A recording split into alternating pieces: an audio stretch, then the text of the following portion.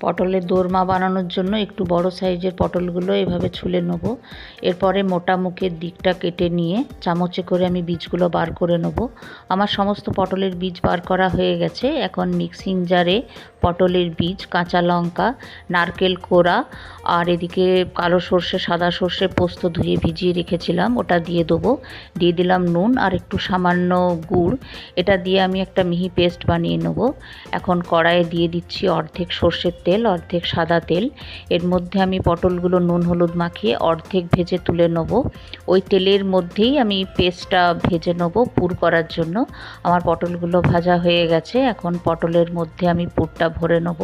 এদিকে কড়াইয়ে আমি দিয়ে দিলাম তেজপাতা, গোটা গরম মশলা, আদা, জিরে, লঙ্কা, রসুন, পেঁয়াজ বাটা।